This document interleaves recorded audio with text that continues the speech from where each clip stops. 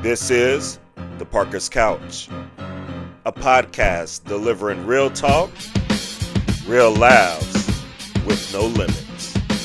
Featuring Cameron, Carlin, and Carl, the Parker brothers.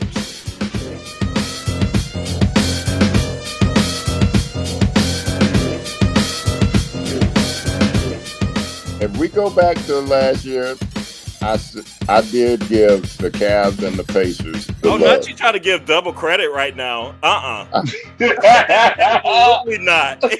I'm getting all the credit. Participation trophies here on the Parker's Couch. I'm getting all the credit. Play the tape. I still got to record it.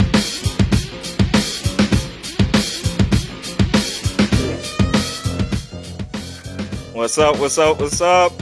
We're back. Happy Mother's Day. What up? Weekend. Hey, mothers out there. Yes. Happy Mother's Day to all the beautiful moms out there. Happy Mother's Day to all the beautiful mothers. Absolutely. We love y'all. Yes, Thank you love for the you, support. love you. Thank you for the support. And especially for supporting the most handsome, the most debonair. We love you. Yes, me. Keep it in there.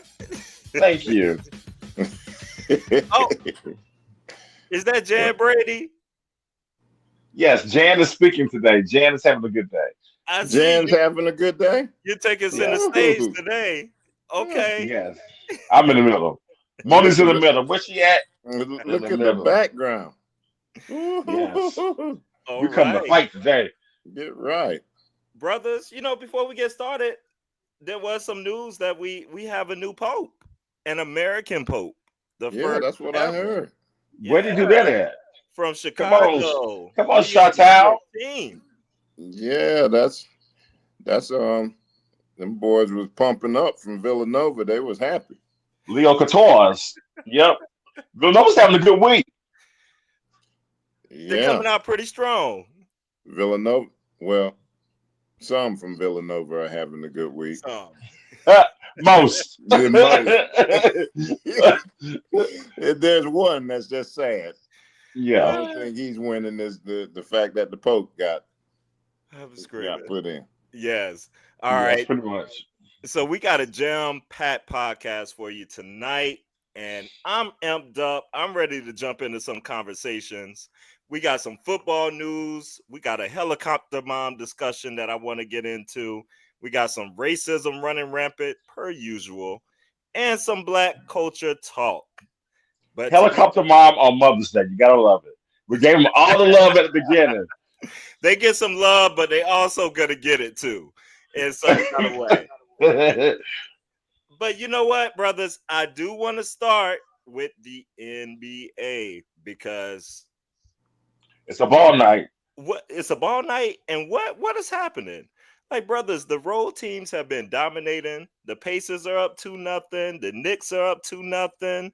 The Warriors going into tonight up 1-0.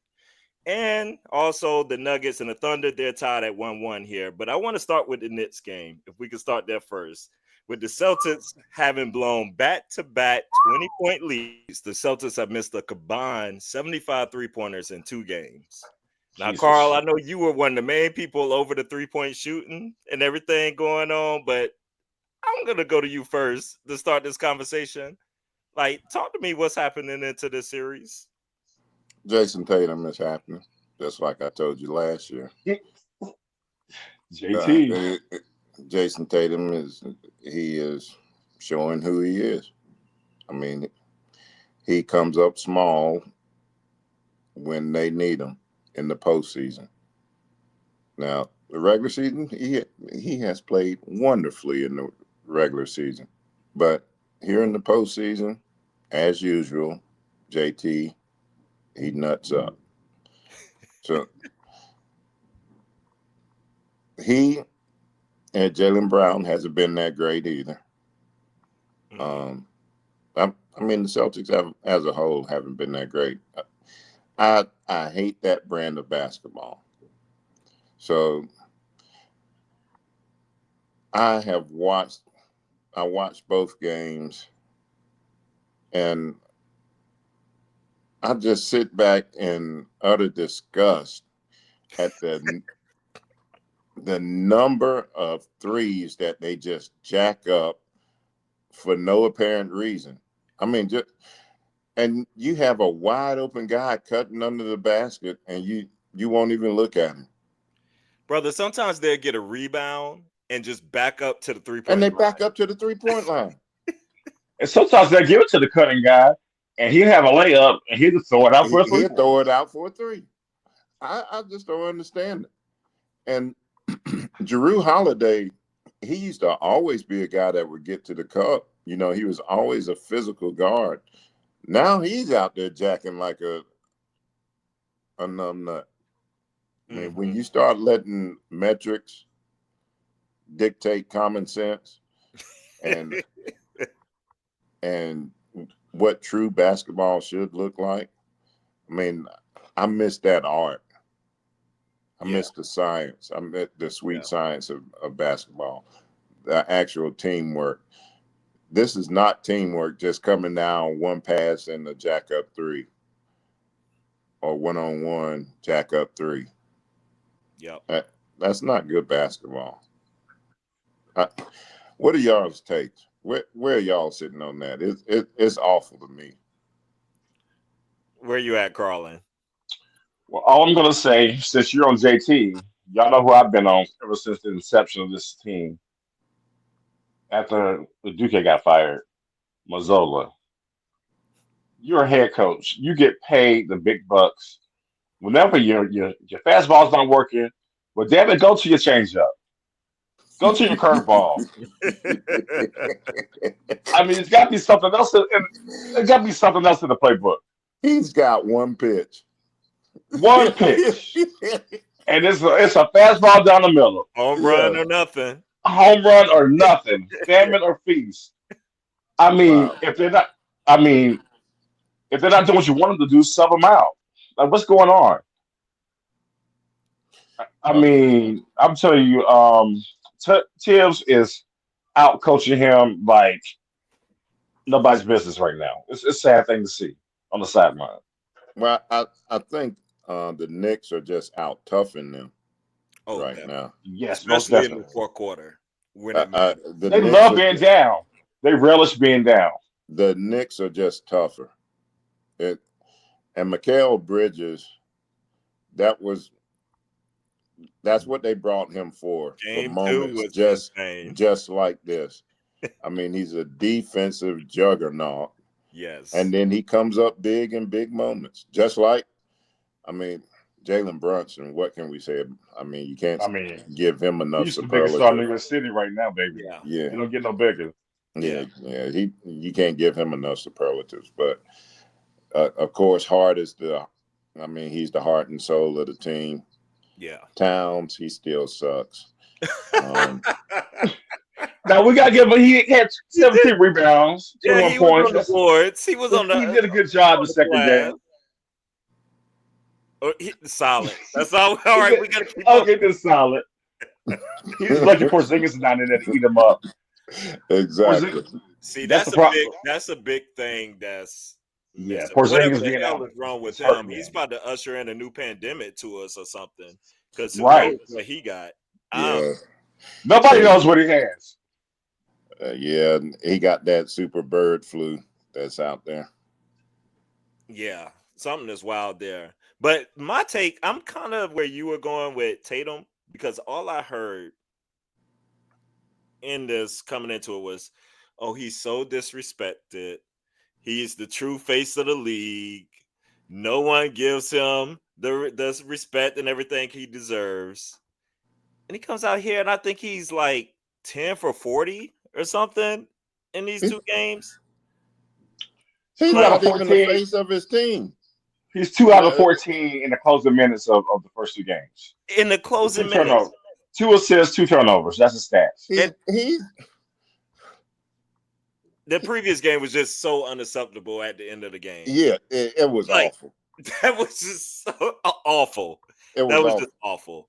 The previous game, and then the last game, he get his mess blocked. Yeah. Yeah. Let LeBron James have this kind of first 2 games. we wouldn't That hear the guy's end of it. crucified, and Hanging from the cross. nobody is giving him the business that he deserves. No. No. He's it's just because he light skinned. I'm like y'all said. Okay, he's getting that light Hello. skin That privilege light skin all privilege, day right baby. now. Yes. Absolutely. And I know a lot of people say like, "Oh, well, Boston," but still they missed all these threes and da da da. But they only lost by 1 point and 3 point this and that. You was up 20. You were up 20, and the Knicks still have Thank not you. played good basketball. No. Completely. Like, Let them start hitting their shot. Wait till they get to New York. Right. Wait till they get to the Garden. Help them. well, we're gonna circle back with this a little bit with a question I'm gonna have, but let me gloat a little bit because we was giving Carl Parker these props well deserved over the Cavs, but my sleeper team, Pop your collar. Pop your collar, little bro. Yes, are up to nothing over those Cavs right now. Cameron Darius. When did Yeah. you Carl Lewis, what you say? When did you even talk about the Pacers before we talked about them? Okay, we never aired this episode. Well, I never aired the piece in We that. never aired the episode. So But it's not, it's not in the can. Gave our sleeper picks of the East. You said the Cavs. I said the Pacers. Brother said the Magic. If we go back to last year, I did give the Cavs and the Pacers the love. Not you trying to give double credit right now. Absolutely not. I'm getting all the credit. Participation trophies here on the Parker's couch. I'm getting all the credit. Hey. When you become a Halliburton fan? I don't remember that. Play the tape. I still got the recorder. I'm going to rewind back. We will play. Play the tape. Me go back. And you'll see when I was talking about Miles Turner, if Miles Turner would play, they would be. I do vaguely remember that. Yeah, but that wasn't your final pick. But that wasn't your pick, though. Thank you. Give me my flowers. We can say a what if about every little team down here if we want. Whatever. Anyway, I haven't heard anything about no Pacers from you. Anyway, did we air that? Did we air the Pacers? No, we did not. So, well, here, brothers. Now the Cavs go back in this 2-0 hole, and they're like a mass unit right now. Yes, like a mass unit. What is happening? Is there any hope for the Cavs here? Not a single hope. Goodbye. Adios, sayonara. I mean, and they did just like the Celtics. The Celtics. They blew a 20-point lead. They blew a 20. Yeah, they did. That last minute of basketball was one of the worst. And Halliburton danced on him.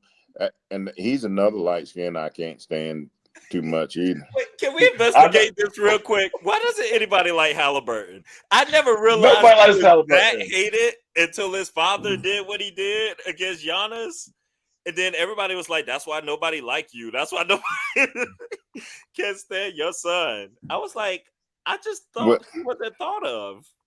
No, I mean, did y'all not see the video from TMZ when he came out that truck with 10 snow bunnies? Yeah.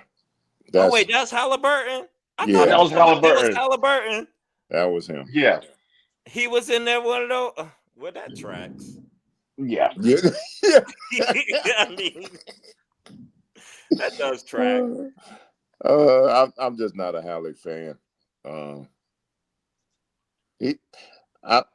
I like his fire, but I'm not sold on him too much as far as his game and whatnot. He has an odd game to me. It's not aesthetically pleasing, but it works for him. And it works for him. And that team is they're so long. Like everybody's long arms, long legs. Everybody's at least like 6'5", 6'6". This is very athletic in every position. They're very deep. They're deep. And if you look at their scoring, everything is balanced. Yep. Like everybody, if you look on there, everybody is around 17, 18, 19 points. And Oh yeah. if you They have remind me of six, Florida of this year in college basketball. yep. If you have seven players, 6 to 7 players scoring 17, 19 points, you're gonna have a bad day. Yeah. Yeah, yeah, No, that's true. That's true. They are deep, and they got Carlisle over there, who's a great coach Oh yeah. too. yeah. He's a So beast. Yeah, he's got some moxie and he's got a ton of experience. yeah, So Yeah. um, it bodes well for them in this series, and I hate it for the brother over there in Cleveland because you know Mitchell. Yeah. what's He can't get missing? no What's he can't missing get past the from second round. uh, is there anything like missing particularly from Mitchell, or is it just like a victim of circumstance at this point? I, at this point, I'm kind of thinking. I mean, Hmm. I'm kind of thinking, hey man, something is the common denominator here. But you I mean, know, I give him a pass this year because it, everybody's hurt. the I mean, the boy he does show up, but yeah, he you know, shows like up. Garland said, if you have Evan Mobley out, you know Garland's that's a out. big Yeah, Yeah. yeah. those Mobley's he's got huge. 2 big losses right now Yeah, with Mobley and Garland being out. Those are all-star caliber players that are absolutely, not playing. Yeah, And Mobley's then absolutely. what defensive player of the year. Ty Jerome Oh peed on gosh, he was himself. He awful. wet the bed. Oh my Oh, God, he was terrible. Yeah, he was terrible. And what I will give Mitchell props for is his outside shot isn't falling this series, but he but get to the cup. he gets to the cup and he He is gets to the punching rack. it over Oh, he people's gonna dunk it Yes. on you. heads Yeah, like this series. and you can't give him. I mean, this last game he had 50. He Yeah, almost had 50. Yeah. So yeah. Yeah, you can't knock that. I can't really knock him too much for yeah, what's going on right now. yeah. All right. I guess final question to bring it back to the Celtics real quick. Do you have more faith in the Cavs or the Celtics to come back? Oh gosh. Celtics Um, by default. Celtics by default. I don't know the long term. Do we know if Mobley is coming back or if Garland is yeah, returning? I don't know what the if I knew when Yeah, Mobley or Garland was coming back, I'd say the Cavs. But I I really don't have any faith in either one of them. I mean, New York has been susceptible to getting beat at home. That gives, I guess, the Celtics a That's better true. chance. that is very true. Boston and Boston is the And Yeah, champion. Boston's a great road I would team, but they've lean. been a I would lean physical team. Celtics. I would lean more to Celtics. I don't think the Cavs have anything left in them. I don't think they have a chance. This may I be think they're gonna get a swept. sweep. Yeah. Yeah, this could be a sweep It'd coming. be a sweep or a gentleman's sweep. All right. Yeah. Let's check out the West Coast real quick. The big news: Steph Curry doesn't have a target return date right now, but this is his first ever hamstring injury. I heard at least 3 games he's going to be out. The T Wolves were definitely god awful in game 1. Man, that was hard to watch. I couldn't even. I stopped watching at the halftime. It was just hard. Yeah, it was Anthony hard. Edwards missed his first 10 shots of the game. Coach Fent called him out. He called him out. I don't know if y'all heard that in the presser afterwards. Yeah, But he he deserved to rightfully be so. called out. He Yeah, needed that. deserved to be called out for that. I I guess I'm leaning with this one now. My mind was going more with Anthony Edwards. Okay, this guy who said before like how he doesn't want to be the face of the league and all this stuff. Like in terms, he doesn't want all that, everything that comes with it, pretty much. Well, he proved that. Is he proving that? Yeah, right now, like I'm like, so maybe he's for real. Like I feel like this is a make or break point early in his career as far as elevating and what he can do with the team. He acted like he didn't really care. I mean, just think about that first half with him. for your superstar to be Terrible. that putrid in the first half. I mean, he he looked like he didn't really care about being out there. Honestly, he he looked like he didn't really care, and some of his antics off the court um, made it. I guess they're spilling over onto the court because Yeah. he uh, he is irresponsible off the court. With Yeah. 4 or 5 baby mamas out there. Um, so he obviously doesn't show any responsibility on the court. If you're not gonna, if you ain't gonna take care of your kid, why you think he gonna take care of anybody Out. on that basketball field or basketball court? Well, that was a word right there. It's I can't follow that up. it's just like he has so many tools, and just to see is like, wow, like what you can be. And then when you get to these big moments, it's just like, don't be like James Harden. Don't have all this skill Oh, and then gosh. just fold in big moments.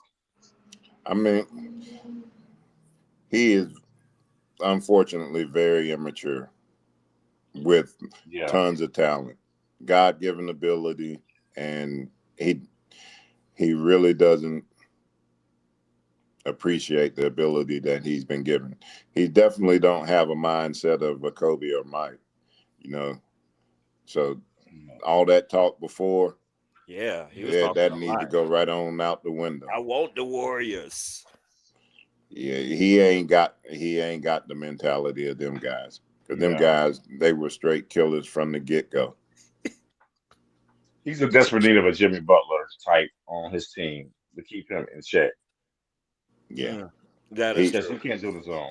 he Yeah. needs like you said, Carlin, he needs a strong-willed vet Yeah. that that's actually, good, Right. that can back his game up.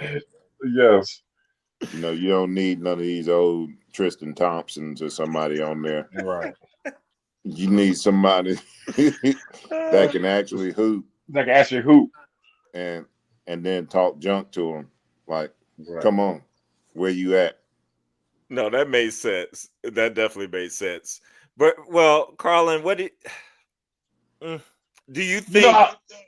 go ahead. Oh, go ahead. Ask your question. I was gonna say, do you think like the Wolves? Well, I don't know if obviously I feel like they should without Curry. Do you think a Curry-less team is still gonna take it to these T Wolves? Um, that's a good question. They survived game one, but to have Curry not there from the get go, I expect I think Minnesota is probably gonna win in 2 of the next 3 games. I can see it be a tied series by the time that Curry comes back. I think Jimmy Butler's good for a win at home, at least one home win. I think Minnesota's gonna win this next game to tie it up. Go back, maybe take game 3. Warriors take game 4. That's how I see it. Um, I trust Jimmy Butler more than I trust anybody else on the court. So I do give the Warriors a chance. And for Golden State's hopefully Steph is back quicker than what they assuming he'll be. Well, We'll see. That projections hamstring is are tough. like game 5 between 5 and 6. Five and Yeah, six. That If he, that could be it could be lights out. it could be. it could be, By that by time. the time he, by the time he come back. but they stole one. Jimmy's good for at least And, one. I and think coming Jimmy's back good for at from a least one. hamstring, we know you ain't the same. That's No, you won't. No, He won't be the same. he gonna be gimpy after all that. yeah. But I don't And see Minnesota really What outscoring the Warriors like that. And the if Warriors are the best Draymond? defensive team since Butler's gotten there. They play the best defense in the league. now if Buddy Hill goes nuclear, Which can That's happen. that's again, the X factor right there, Buddy that could Hill. give Yeah. him a that could give him a shot. Cause now even without Curry, like Buddy Hill like that. Whenever he's playing and on, he could drop 35 or something on Yeah, you. he quickly. and like Carlin said, with Butler, if he does that, because Butler is always gonna give you 27 Yes. in the playoffs Yeah. Right. when it Assist and counts. rebounds and defense. You can And Yeah, give if everything. Draymond is hitting 4 3-pointers, if If he Draymond catches gets 4 3 pointers, it's a wrap. it's oh gonna be. And see, you have two guys that provide you some key moments, and that's Moody and yeah, Gary Payton, Yeah. Gary Payton the yeah, Jr. yeah. He Gary played Payton great the Jr. first game. Yep. We'll see That what happens. we'll see, but I agree with Colin.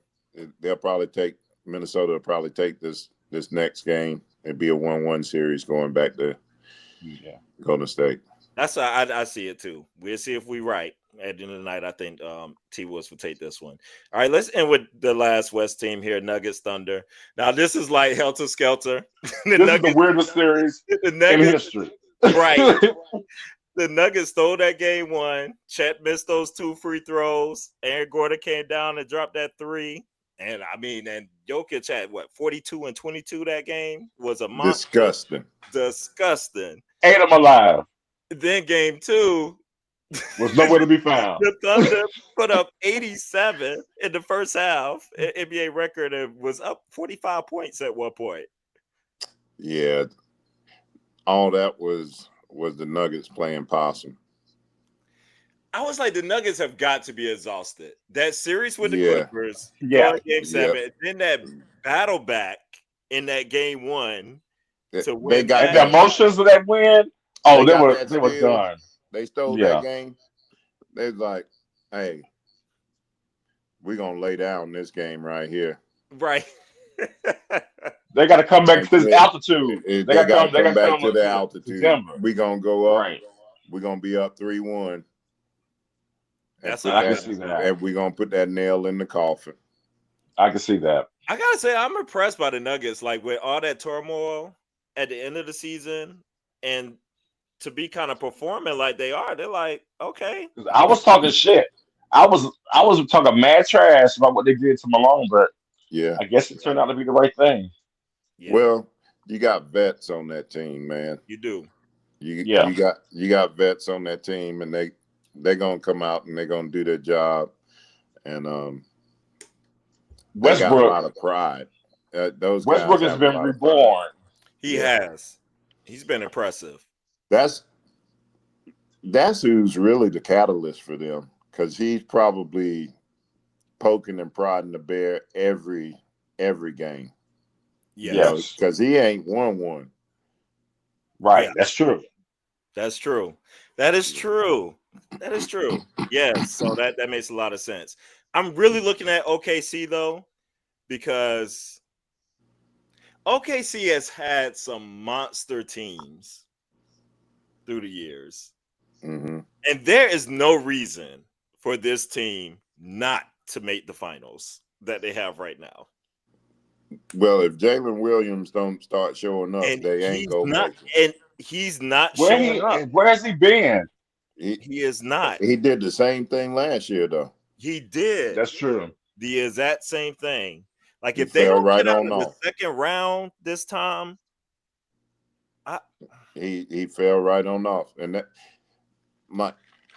that's the only thing I don't really like about the Thunder. Outside of Shea, they really don't have that guy consistently. that's consistent. Yeah. They got a bunch of role players. Yeah. No, that's true. That's They're fact. role players, but they're role players. Yeah, you don't have that. Like, he doesn't have that Robin to go with his Exactly. backman. I think they're betting on Chet to be that guy, but I don't think he's not ready for that. Yeah, Chet ain't there. It was supposed to be Not there. Jalen Williams, but I don't know why he's fading like that. I guess he just don't. and he's talented too, man. He is. He is super So talented.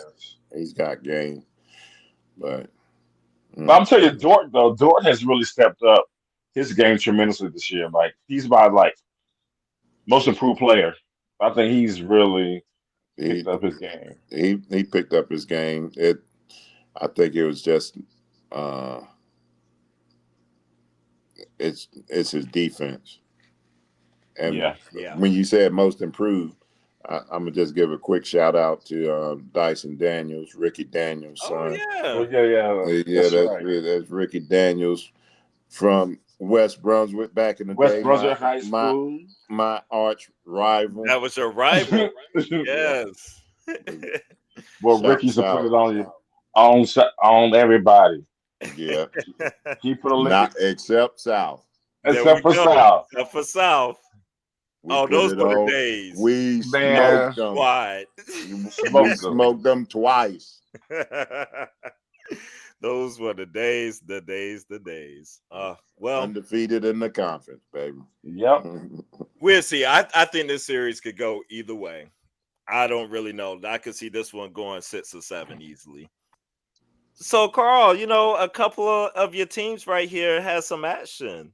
You know, regarding George Pickens with your guy Mike Tomlin at the Steelers, who is traded to your love, the Cowboys, Your in love. exchange for a 2026 third round pick and a 2027 swap.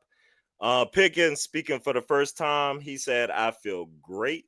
I like the mojo here. I like the swag. I feel like they have a great thing going for sure. I'm grateful to be here. I'm grateful to play with quarterback Dak Prescott. Are you feeling grateful? Are you feeling great? Who wants to play with that?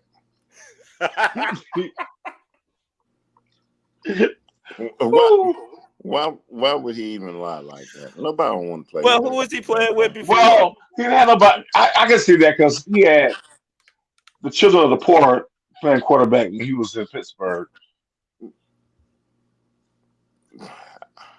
I take Justin Fields over him.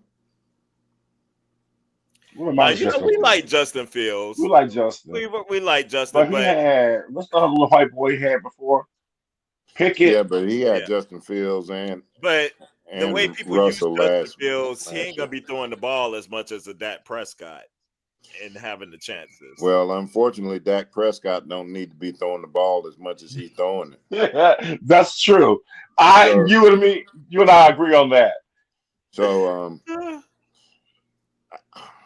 I But don't really. him next to CD Lamb though, does this not create like Where's the running game?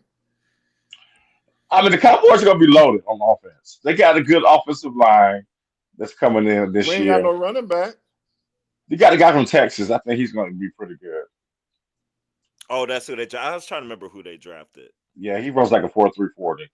He probably won't start. Then y'all have what Williams and somebody else that came in. I forgot the other person. We do running back by You got, committee. you We got an had off season. Don't we worry. had we had a It's going to be a lot better. It's going to be better than last year. Y'all had absolutely nothing last year.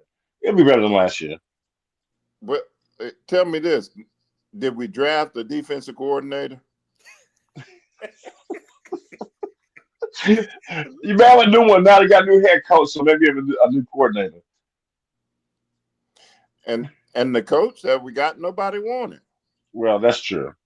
You have nothing for a head coach, definitely. Look, the sourness of the Cowboys have started already. He's just like he's not. I, Why am I trying? I'm trying to lift you up with these stinking Right. Cowboys. We sit there I'm, trying to lift you up. This eh, gives you some elevation, right? It what has to have slightly better odds of making the odds of playoffs. what? Coming in third place?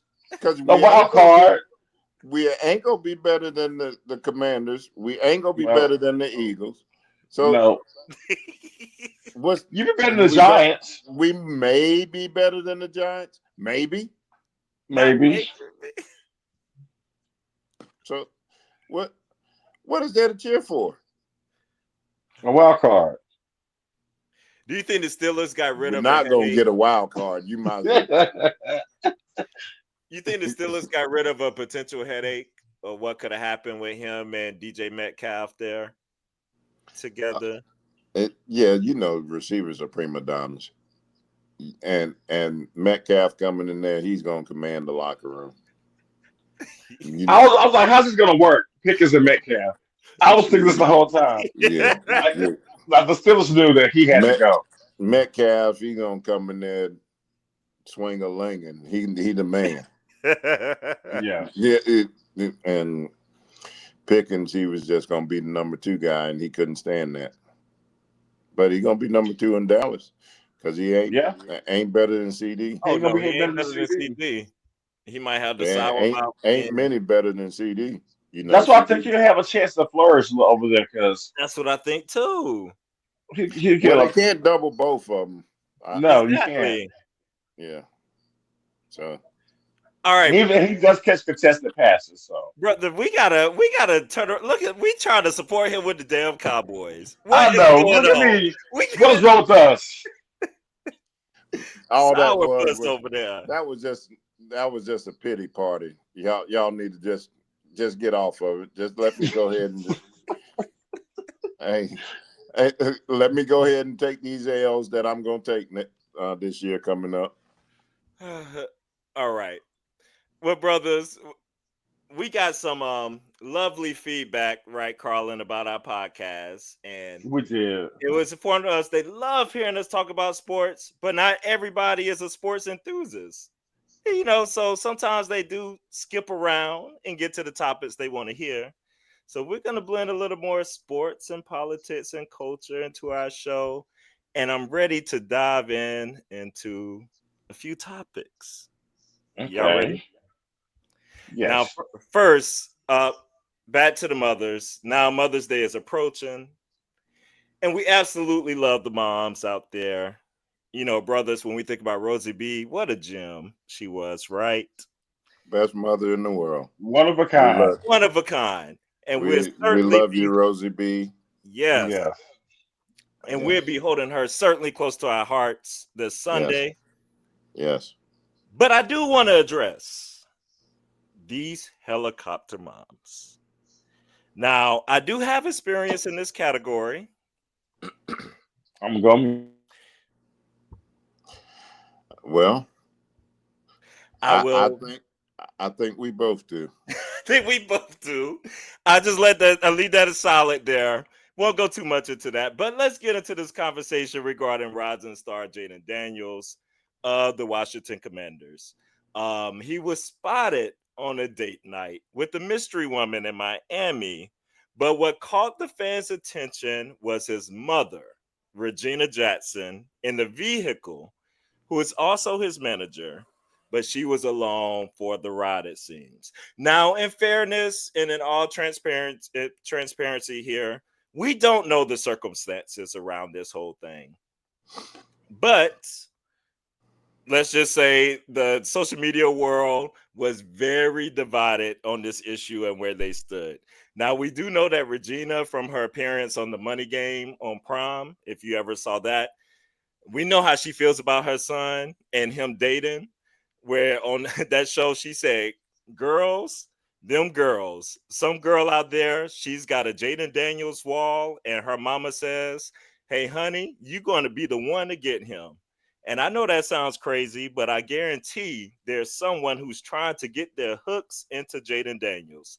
So thank God he got a mama like me, because it ain't happening. And that calls like a storm. Has been very vocal about her protection over her son. Now, fans are wondering if she's a little too obsessed. Do y'all have a problem with this? Well, y'all don't want to hear what I got to say on this because I y'all know have some where thoughts. I'm you just know saying where I'm that gonna go. If, here's Now I will say, in fairness, I think she is his manager she is, or and whatnot. Um, which I have some now, thoughts around that too. That's good to a point. well, that's where you have start having problems when you can't mix uh, you can't mix the two. Unfortunately, you know it should be a thing where you should grow a family legacy, but um, you know families can be messy. I know you said that before, Cameron. and we've said it before on this podcast many a times. But as far as the women today and their obsession with their boy childs, It is an obsession. it's it it's really sickening, in some areas, because it's kind of like the Oedipus syndrome. I know you guys know about that in Yes. psych class, but I mean it's a real thing. Uh, that boy becomes that boyfriend or husband that they uh, did not have or did not keep, and sometimes those relationships the lines get blurred a little bit, and a little bit nasty. Not saying that they have an Yeah, yeah. incestuous I know. relationship, but it gets a little gross. So especially in single parent homes, but it can happen in a two parent home as well, in a nuclear family as well. I'm just going to say this: where's the father? Where are we men? That's my whole question in all of this too. Because I don't know anything about Jaden's father. Does anybody know? No, I, that's where I'm struggling. Like, where are we men? Men, where are we? Fair point. Where are we? Uh, where are we? Because we we can't continue to allow some of the disgusting behavior continue to go on and not do something about it. The kids are out here in disarray. Like, these young folks, they are just out here doing stupid stuff right now. Hmm. Dumb stuff. And it's really because there haven't been any males out there just you know putting their foot down. Back in the day, you get somebody pull you up by your collar. They didn't care how old you were. And it don't have to be your dad. He could be just It a man wouldn't. in the neighborhood. It was just men stepping up, Men. yoking Exactly. you up, And see, saying, you can tell that's something that needed to happen much earlier than to where we are now, with Jaden Daniels being NFL quarterback. This but involvement needs to happen sometime earlier. oh yeah. But I'm gonna tell you like this: back in the day, they wouldn't have cared if he was a NFL quarterback or not. They'd have yoked his behind Oh up. yeah, for sure. Hmm. It didn't matter. Boy, why you running around with your mama like that so much? Yeah. Like, I So don't like what. hang with some boys. What's Okay, wrong with you? another other offer a similar perspective, but I guess on the kid side, the part I start wondering is like, I remember myself at these ages. I was dying for my own agency and to be on my, like, leave me alone. I'm Yeah. Yeah. doing whatever the hell I want to do when I want to do it. Like, where are these attitudes? Like, with some people just love being coddled. We I got feel like out. We said we're out of this house and we're not coming back. and don't know how to break away from that. Like, they be so scared to make decisions, be so scared to do paranoid to do anything without asking mama. Like, you got to get the approval of everything. Can I cross the street today? Let me call Yeah. mama. Let me text mama. Is that okay if I go? Yeah. Can I go pee, Right. mom? Can't take a Wait, bath. wait, what can I eat today? I mean, you know that that's detrimental to the child, because something catastrophic happens to her. What is he going to do? How does he think on his own? You know, Yeah. and when you enable a child like that and don't allow them to grow and mature, um, he he will continue to be 24, 25, 26, on up until he's 40, and he's still a child, still a boy, Carlin, claiming to be a man, but right? he's still a boy. What you think, Carlin? Well, I'm not gonna say as much as you guys because I'm not a parent, and I just feel a certain way critiquing parenting when you're not a parent. But I'm just gonna base this on experiences that we grew up with. Well, first of all, why are you a grown man and every time we see you outside of your house, your mom is there? To me, that's just a bit weird. I'm sorry, it is. You cannot be photographed or videoed or anything without your mom being present. That's strange to me. But I just want to get back to the point which I was saying, like Carl was saying about where the men. I just want to agree with that sentiment. Um, like we were just talking about Anthony Edwards. Like it's guys like him that's going out here raw dogging, creating all these babies, and then saying, "Hey, I'll pay you to have to take care of the baby, but I don't want to have any type of relationship with the kid." I'm not saying that that's everybody's story, but it happens way too much in my opinion. Like if you are going to be responsible enough to or irresponsible enough to create that child, you should do more than just try to pay it off. You should try to be there and guide that child and be in that child's life. That's just my opinion. And I just think that, like Carl was saying, and you too, Cameron, like it's just a lot of helicopter moms out here that want to shield their child from any bad things that happen to them, like in their childhood.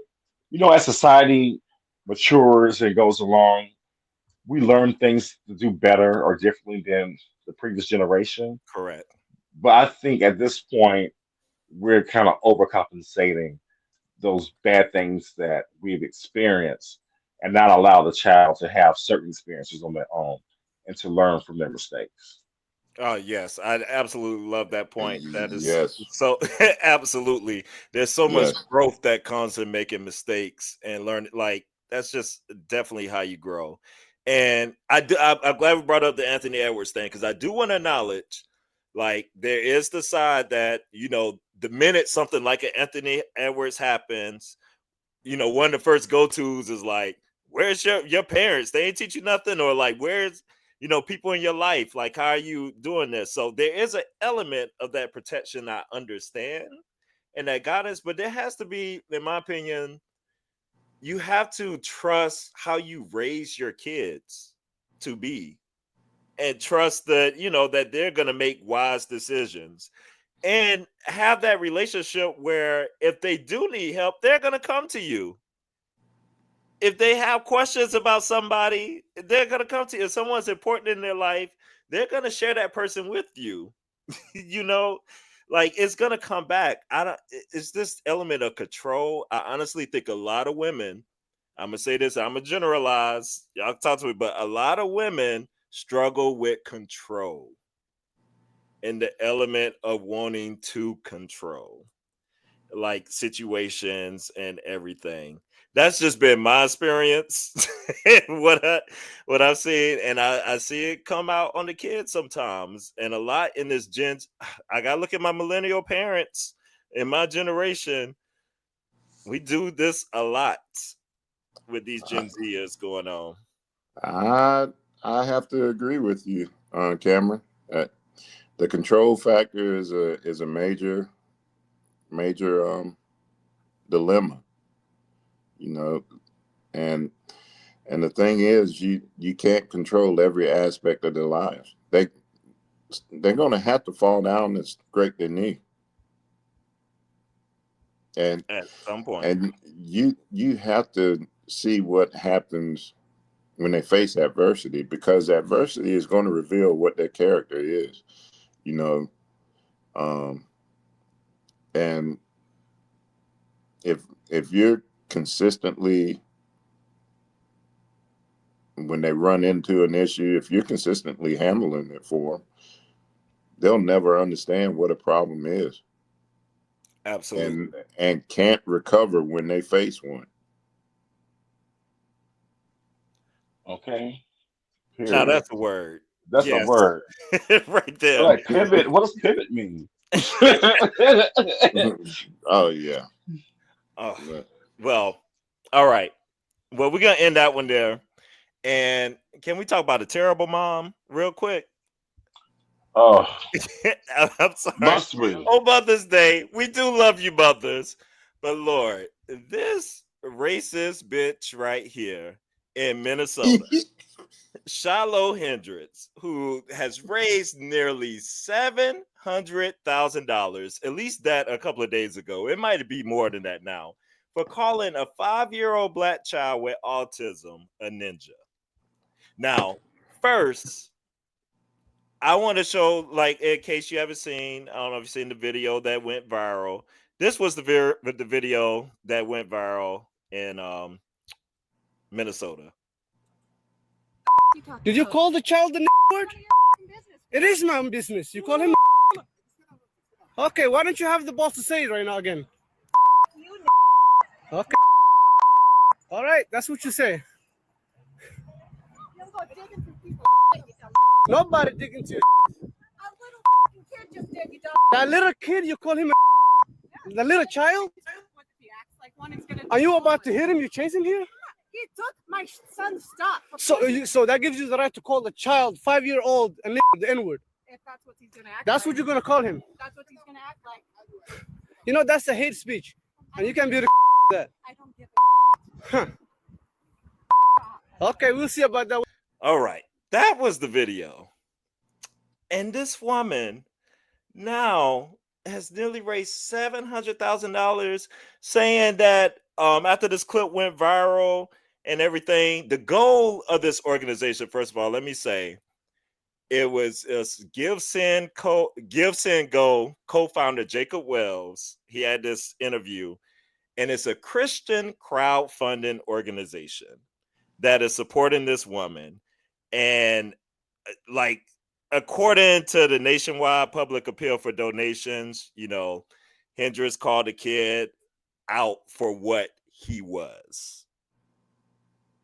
And their response is like, cancellation isn't the way to move the narrative forward. It's actually the diversity of ideas, even toxic, hard ones, we have to deal with. They bring the issue, the story to the front, and then culture can start to wrestle with them in the open where they should be. And this woman is complaining about threats and all this stuff, and she has to protect her family and blah, blah, blah. And about 25,000 people have donated to her. What the hell is going on? Don't label that organization Christian. How could you call yourself a Christian organization? It's racist. It definitely ain't Christian because, well, we're not gonna get in that debate, but We did an episode on this. because the golden rule is to love your neighbor as yourself. But so the first thing, who was that recording it? Just some thank you. bystander that You're gonna was make a out point there. I want to make. Go ahead, brother. Because it seemed like that joker was spitting out the N-word just as much as she was. Well, he's something. He's Muslims of color. Okay. But why you? I mean, that's all. repeating. Yeah, why you keep repeating it?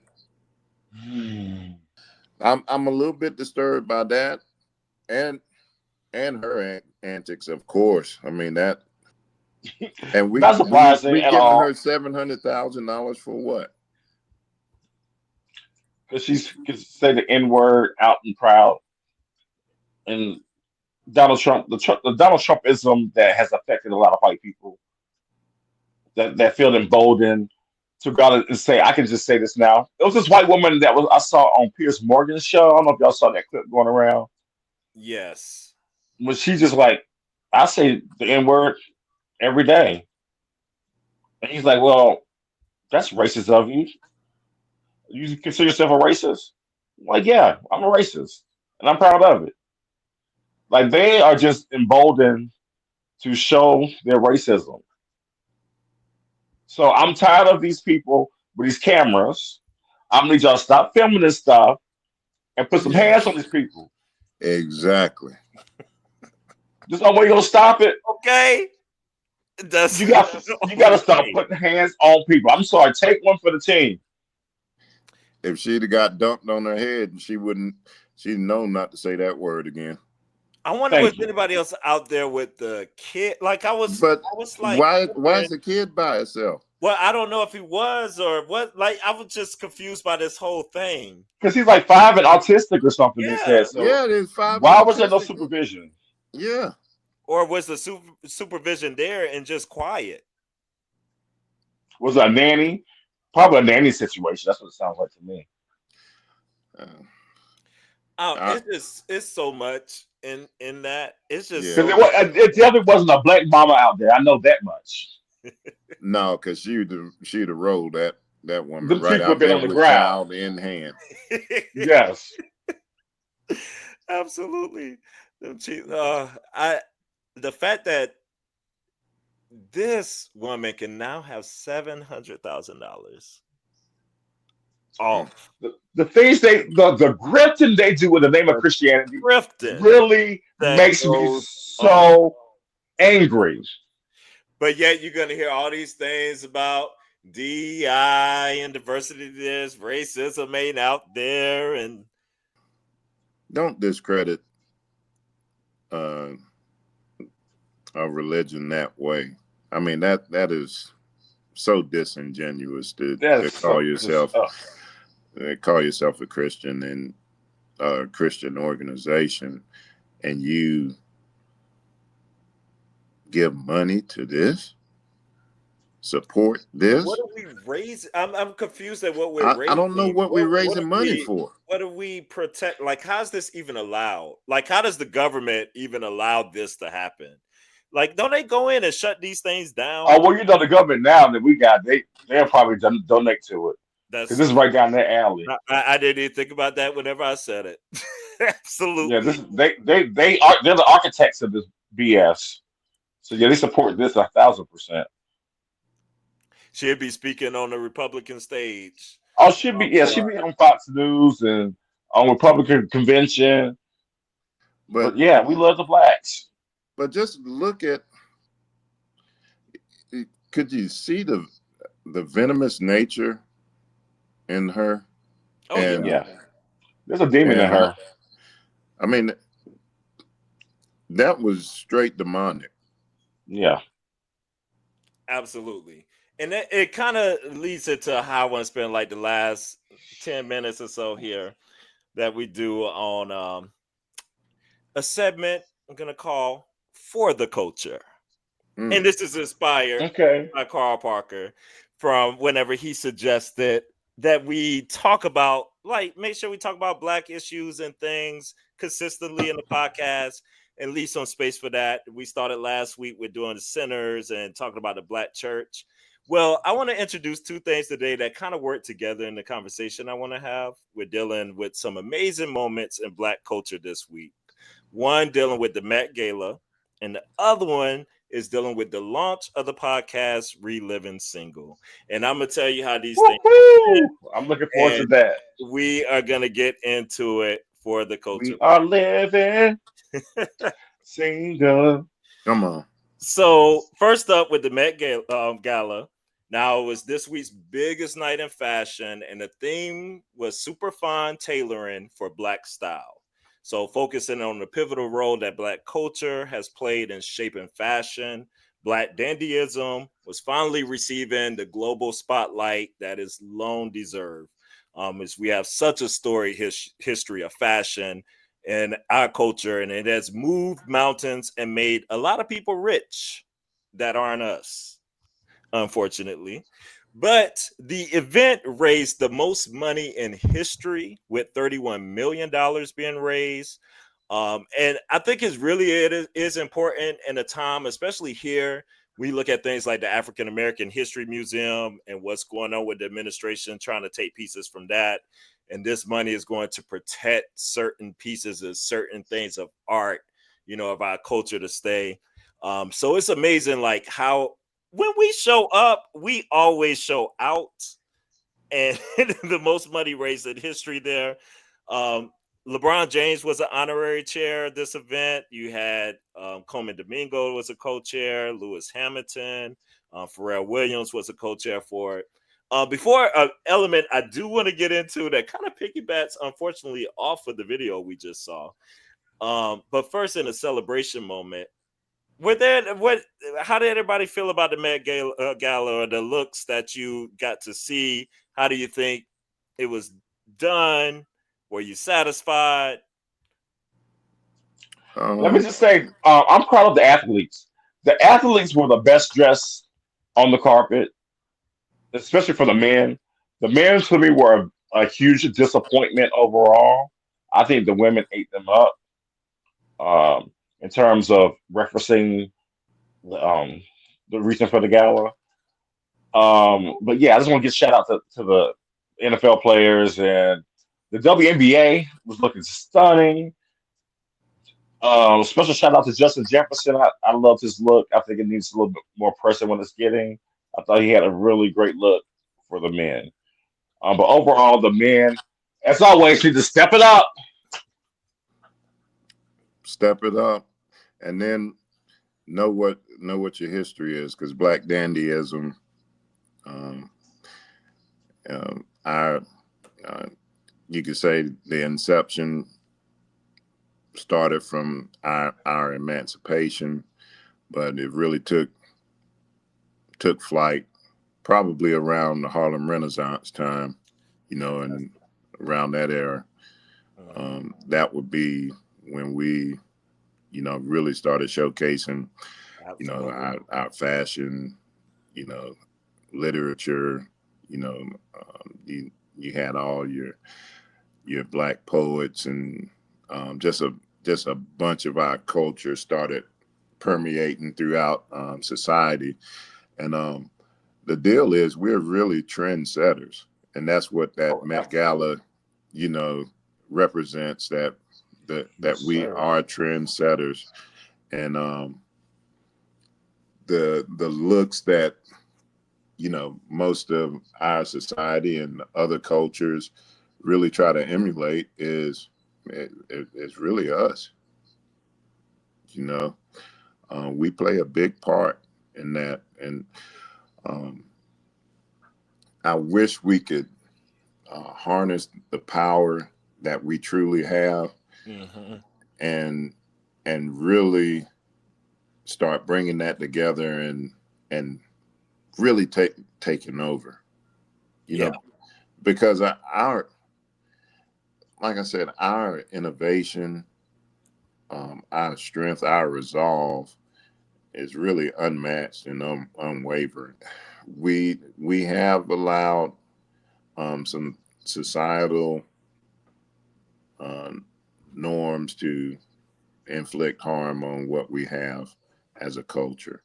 We've got to get away from this Western Hemisphere um, Oh, God. Amen to that, frame brother. of thought. Yes. It ain't Um, nothing but white supremacy. And this thought, that Thank white you. supremacy thought, like, dictates so much yeah, of, like, yeah, yeah, people.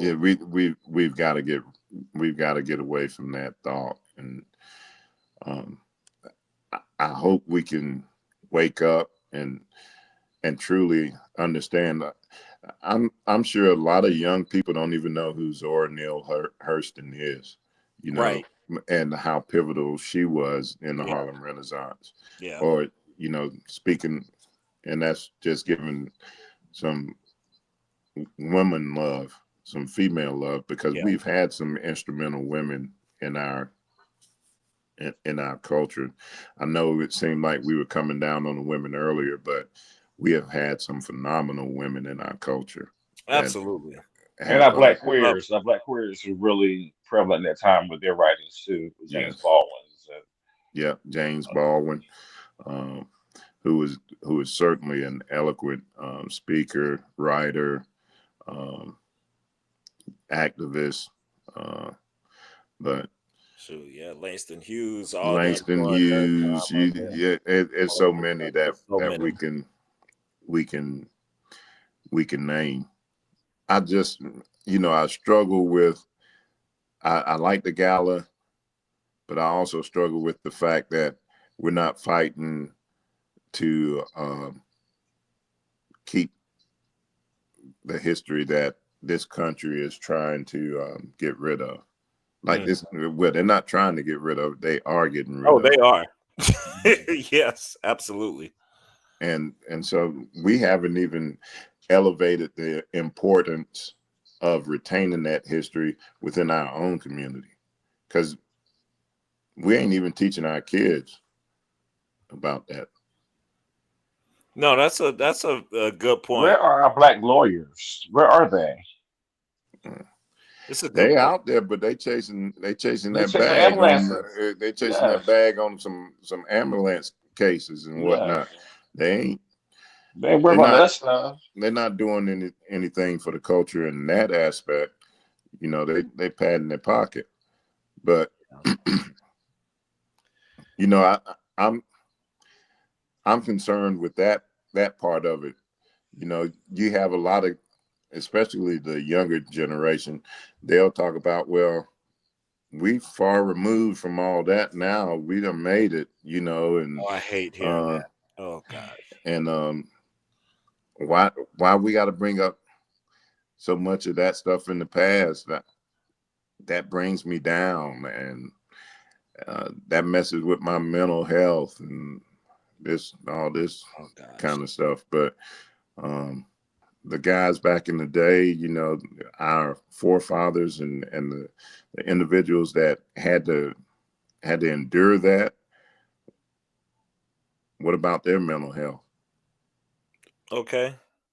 Absolutely. I They mean, didn't. we it is no comparison. There's no Even comparison. no comparison to think about that.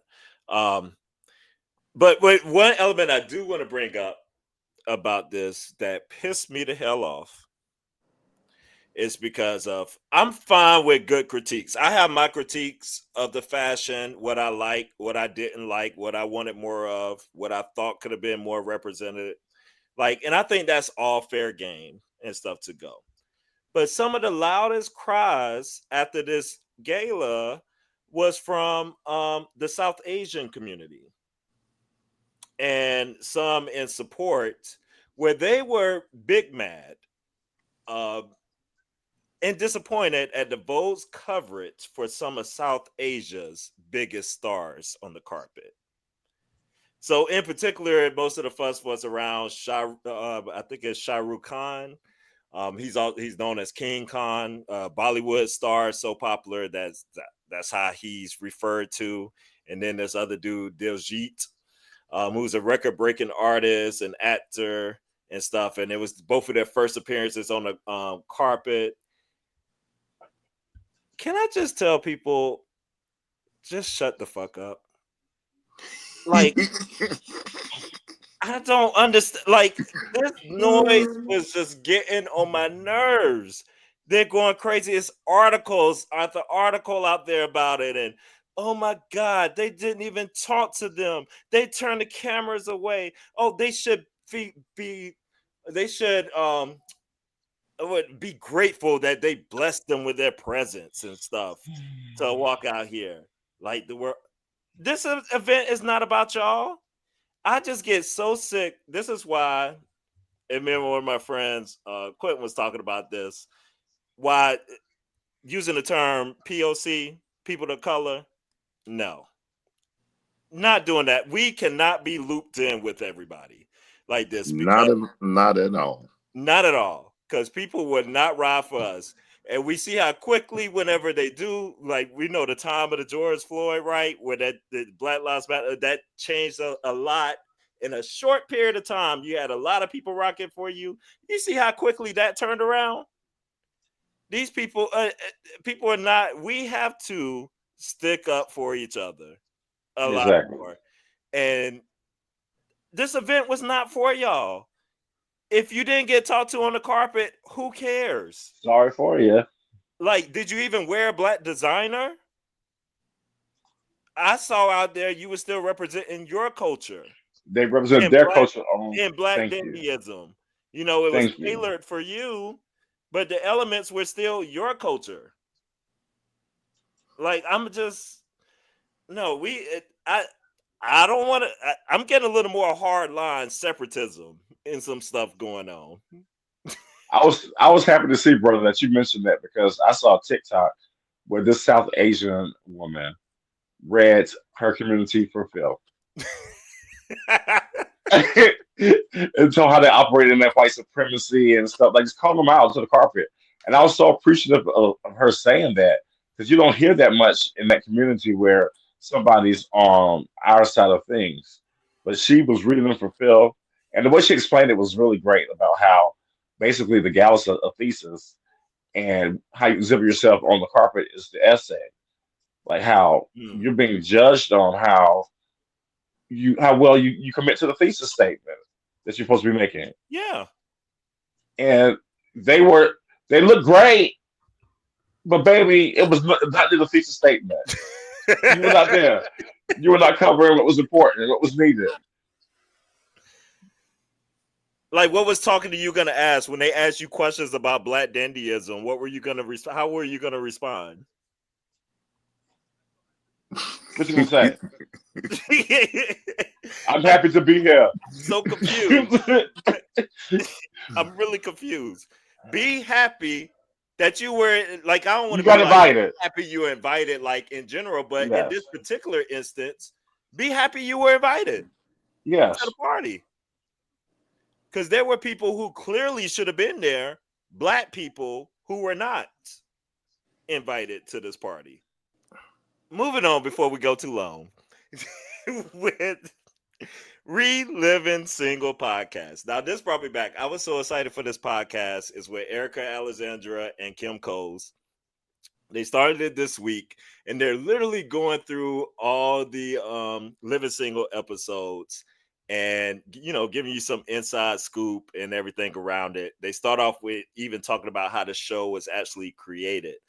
But I was reliving this tape. Look, the development of the Parker's Couch is really centered around shows like this because it reminds me so much of just enjoying things with my brothers, watching Martin and Living Single, all Mm-hmm. the things like that, and like television. And I think starting with Rosie B, our mother, like who loved TV. It was like Yes. a centerpiece of so much of my life. I feel like is shaped around TV in some sort of way. In these two episodes, they had a conversation that I just wanted to bring to y'all to have that I just thought was fascinating. And they were kind of on a little different sides of it a little bit, but it was talking about the implementation of Black television and whenever that label of Black TV started with Fox and with them with Living Single. And it was pretty interesting to think about because pre that shows wasn't really like called, they weren't verbally called Black television shows. But Fox kind of started off. So I want y'all to just hear a piece of this podcast and then we have a little closing little discussion off of it. And you've told us the beginning of the beginning. Love that. I'm telling you how I'm coming in. But there was a whole thing going on in this industry that was new. What was going on with Fox? Fox. So we have a brand new network. Yeah. So we all grew up, at least I grew up with the three, ABC, NBC, CBS.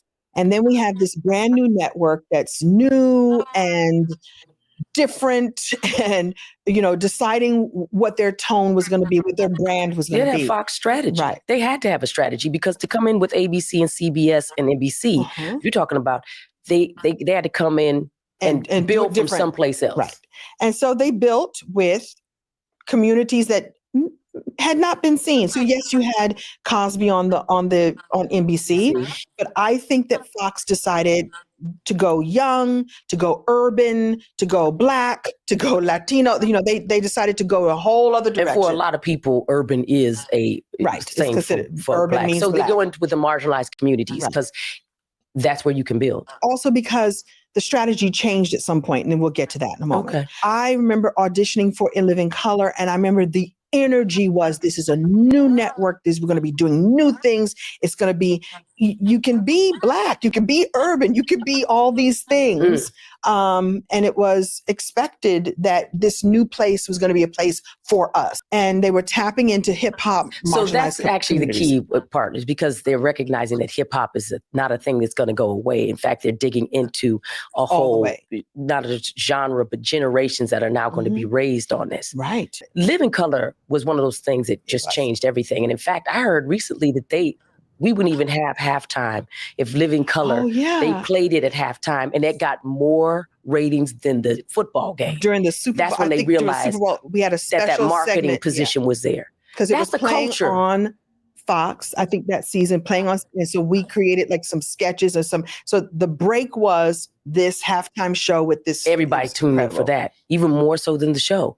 Yeah. That's culture, our culture, driving demand. You're welcome.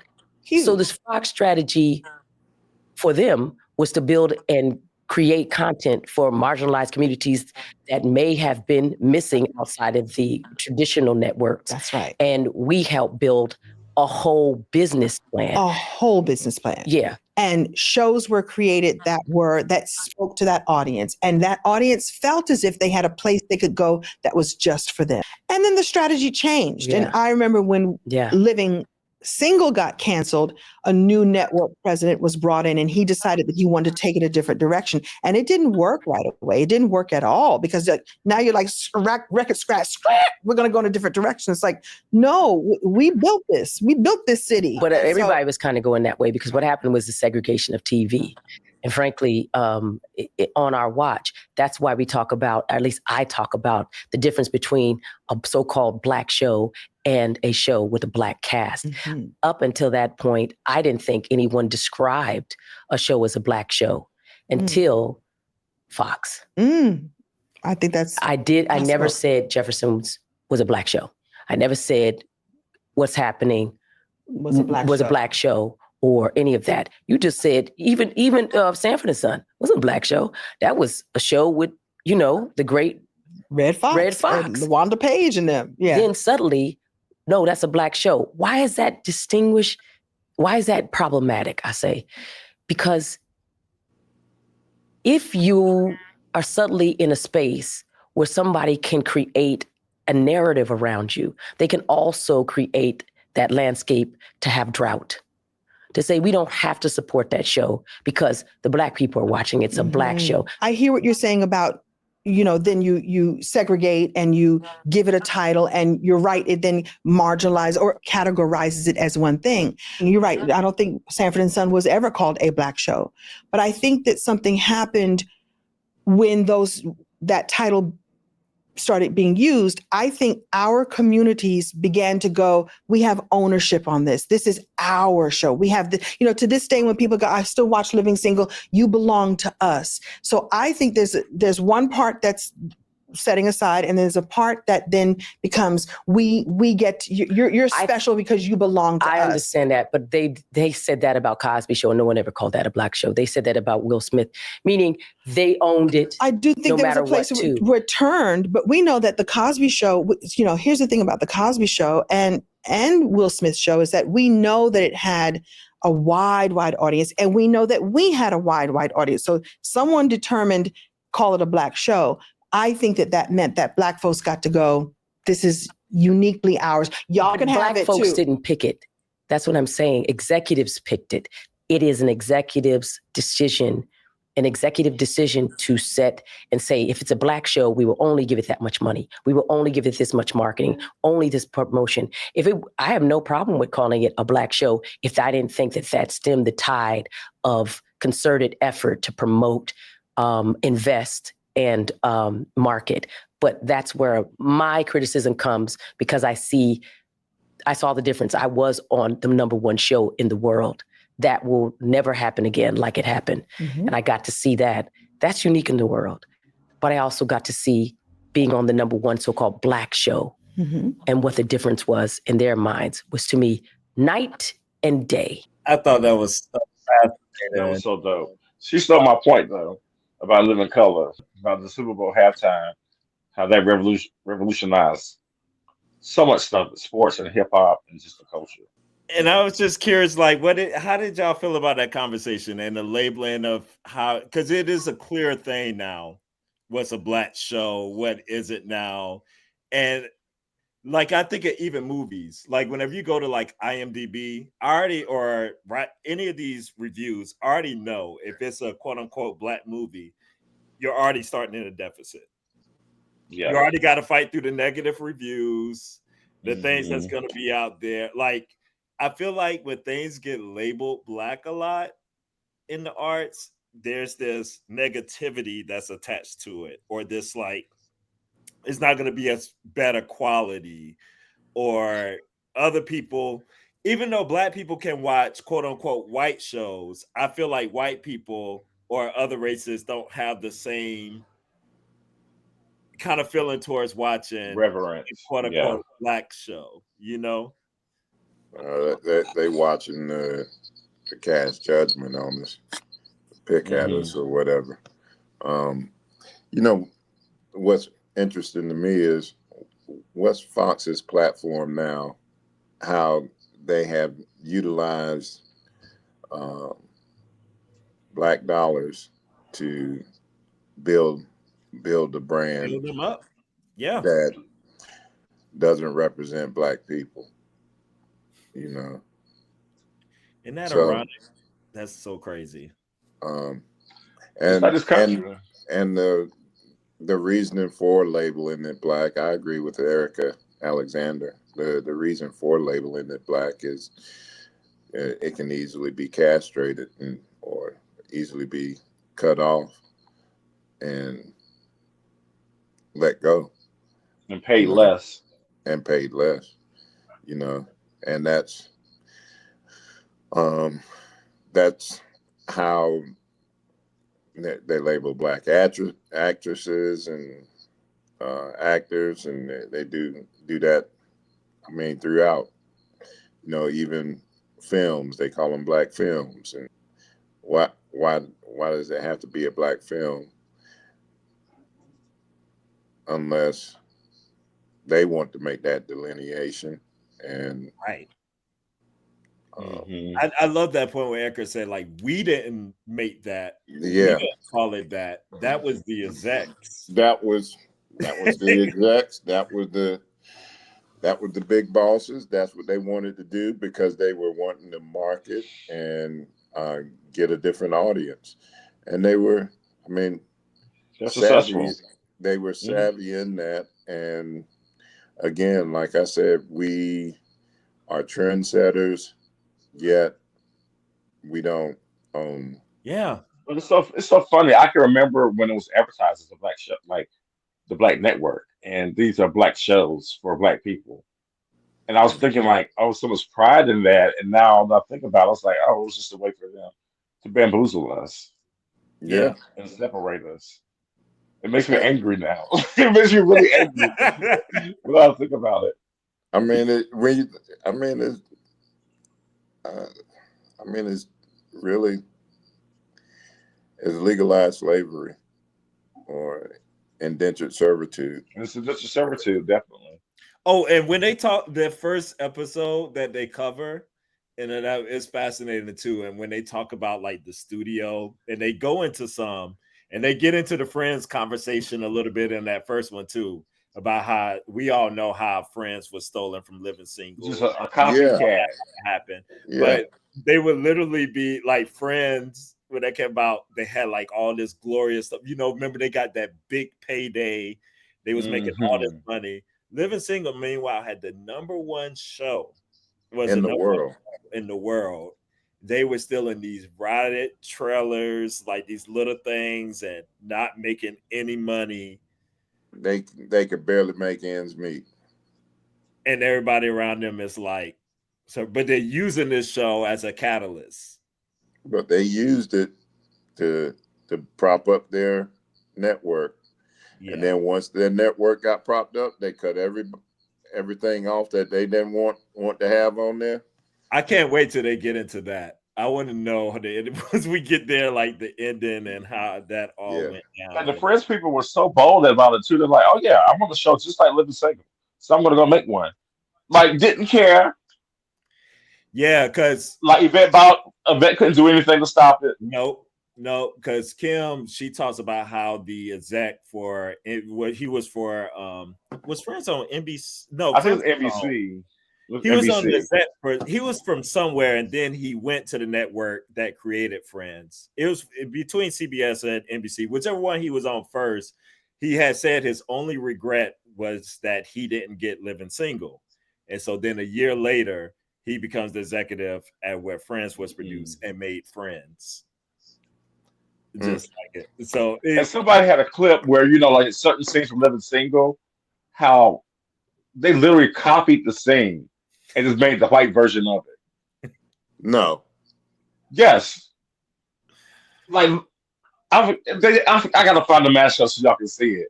I was like, it was the same setup, the same scene. Like one where they were playing cards. Remember the episode when Khadijah and them beat them in the card game? That's right. They had the same card game on Living Single, and the jokes that people were making about how women can't really play cards, they're not good about cards. Friends did the same thing.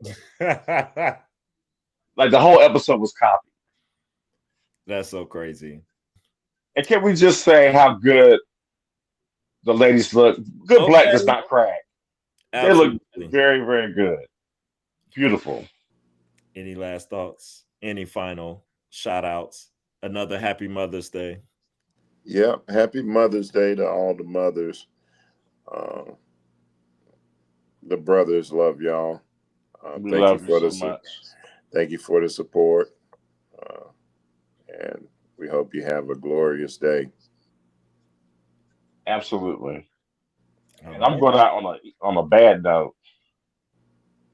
The jackhole of the day goes to Megan Kelly, trying to act like she didn't understand what black dandyism means or what it was. So I hope you have the day that you deserve, Megan Kelly. Oh, I missed that. What was she saying? I'm gonna go look it up myself. Just listen to her. All What right, is black dandyism? What does that mean? Oh, this is some woke leftist stuff that's made up, like the black Harlem Renaissance never happened. Something made up. So okay. On that note, let's go ahead and get up out again. They're trying to whitewash it. This has been a Rosie B production. Follow The Parker's Couch on YouTube, Apple Podcasts, Spotify, Amazon, Podbean, and wherever you get your podcast sources.